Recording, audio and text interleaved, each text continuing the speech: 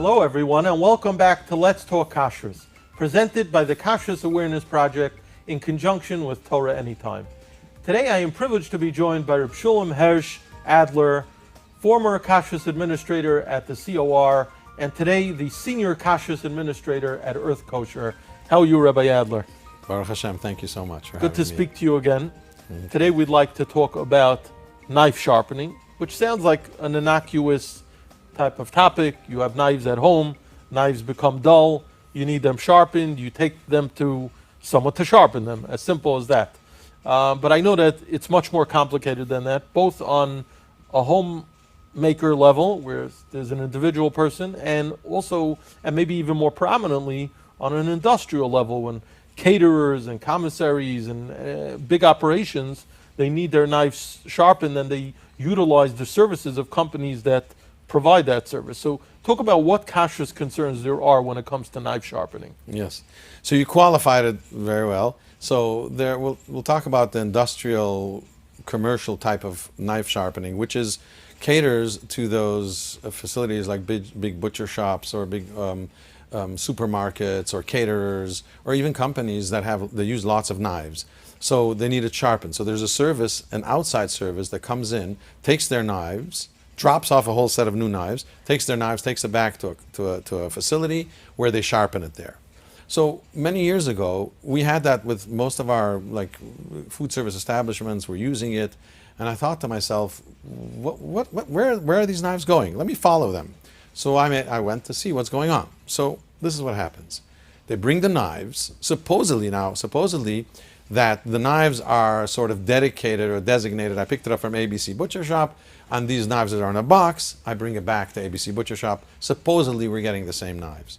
When I went there, what happens is they take out the ABC Butcher Shop knives, and they take out knives from other places as well, and they dump it into a big sink. Really? With garbage on it, with the meat still on it or cheese still on it.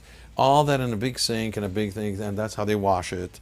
So before they sharpen it, they wash it? Yes, first it gets washed. And all the knives are labeled by company label. ABC or No, they're all generic.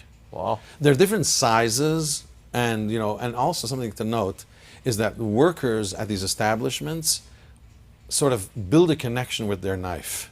So everybody likes their knife. When it comes back, it's their knife, and they can recognize their knife. It's this thick, or it's this thin, or it's thinned out. It has, So what happens is it comes in there, it gets washed. So that was strike one, strike number one.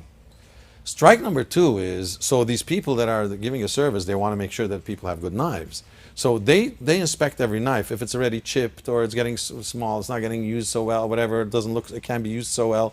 So then they take a knife and they replace it. a brand new one? No, not a brand new one. Halavai. Halavai. It's from a big pile that that wasn't used anymore. It still looks good. Why not? Like a used tire. It's just a used knife. It's the same thing. Got it. And then we put it back in, and then they get it back. So we knew right away we had to make a big tikkun.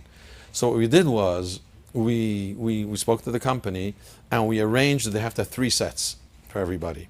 For these kosher ones, we have 3 sets. We installed a fryer in the facility.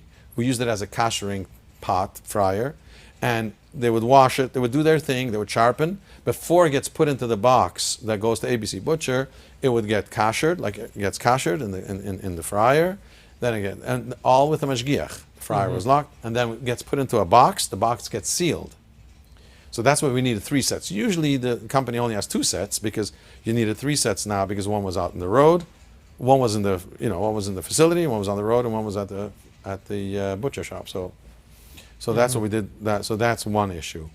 So caterers, restaurants, or these people that use this service has to know that this is either they kosher it when it comes back. So if you don't want to install a koshering equipment at the place, when it comes back, you're gonna have to kosher it. Before ask you your use place, ask your Rav Machsher what you have to do with it.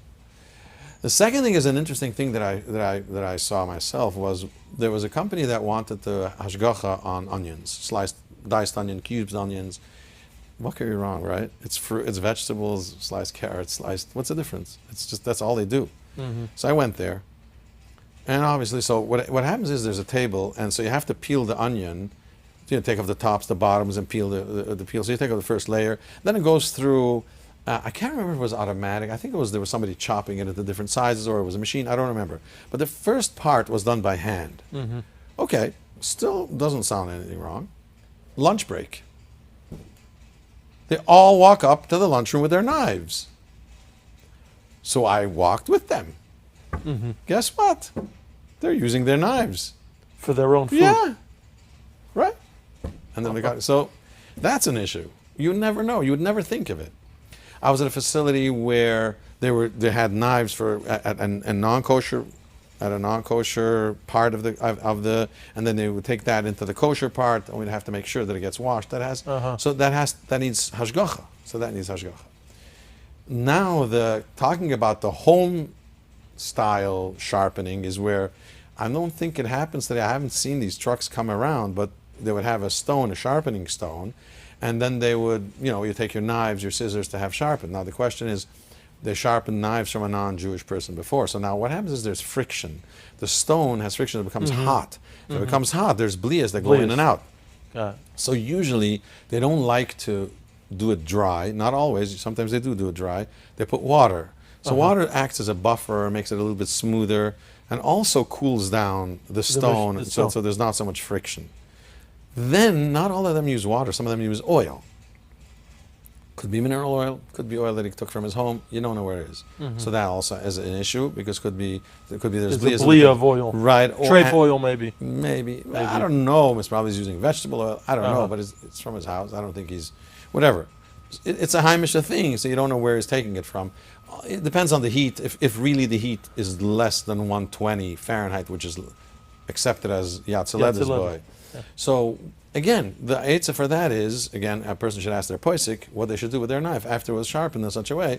Either some say that it's enough to pour from a kettle onto the knife, some say you should dip it into a kli rishon, but that's the long and short of it, of knife sharpening, that the issues that can be. Right, it sounds like more of an old style thing with a guy driving, almost like in the age when they would bring around seltzer in glass bottles and ice for your ice box. They would have the knife sharpening guy. I've never seen it either, but I guess any knife sharpening service, technically, if you're using it, should have a hashgacha of some sort. Yes, or you have to kasher the knife. Or you have to kasher a knife before you bring it back into your house. Yes.